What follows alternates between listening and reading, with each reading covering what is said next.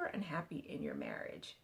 Think about that. Hey everybody, and welcome to my channel. My name is Tasha. Think of me as your big sister, and I am here to help you create the life by your design through bettering your relationships, bettering yourself, and bettering your life.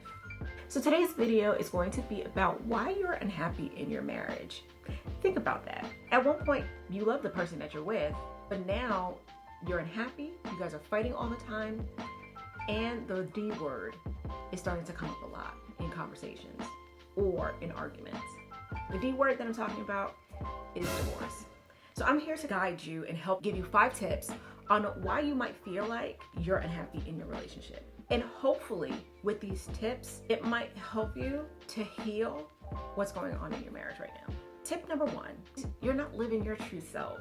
Sometimes when we get married, we feel like we have to give up everything. For some of us, it might be whatever that dream was, because maybe our significant other do not support the dream that we wanted. So I think that some of you are not living up to your true potential. What is it that you used to dream about when you were younger? What is it that you wanted to do that either one, your significant other isn't supporting you in, or maybe you're afraid to even say it to them because you think they're not going to support you? First thing I would tell you to do is, 1, if your significant other isn't supporting you, maybe you need to sit down and ask them why they're not. Or 2, if you haven't told them about your dream, maybe you should tell them. You never know what they're going to say if you don't tell them. 2, what is the state of your mentality? We don't take our mental health seriously enough. I know after I had kids, I ended up, with both of my children, I ended up having postnatal depression, which I didn't know that much about. I just knew that I took care of my kids because I had to. It wasn't because I really wanted to. I didn't want to be a mother. I didn't want to be a wife. Like, I just wanted to go in a corner or to continue laying in bed with the sheets over my head. And I didn't want to talk to anybody. If your mental health isn't straight, nothing in your life is going to be straight. You have to get yourself back on, if you will, balanced ground.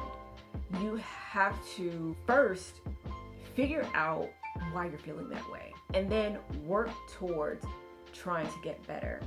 For some of us, that might require getting medication. Tip number 3, did you smile enough? If you are in a relationship with someone and you guys don't even smile at each other, that's a huge problem right there. You should be happy in your relationship.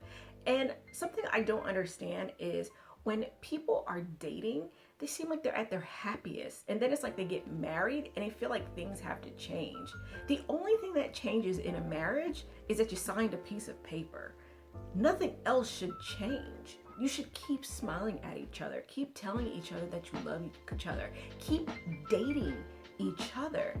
People think that when you get married, you stop dating your spouse. You don't. How you were when you guys were just boyfriend and girlfriend should be the same way that you are when you're a married couple. Nothing should change. So ask yourself, if you're with your spouse and you guys are not smiling, why? Why are you guys not smiling at each other? 4, do you blame everything on everybody else and you take no account of your behavior? You need to take accountability for the things that you do and the things that you say. You can't change the other person. The only person that you can change is you. So stop trying to change your spouse and worry about changing yourself, or at least worry about changing the way that you respond to certain things within the relationship. Tip number 5. This is not going to be new. You have to let go of the past. You have to. If something happened maybe while you were dating, or if something happened, I don't know, let's say 2-3 years ago, why are you still holding on to that? Ladies, we are the best at holding a grudge. We can account for something that happened 10 years ago. We will hold on to that until Jesus comes. Every time that we get a chance, we will dig that knife into that wound. We'll keep opening it and opening it and opening it, and we don't even get past it. That is not healthy, one, for us, but it's also not healthy for our marriage. We have to let go of the past.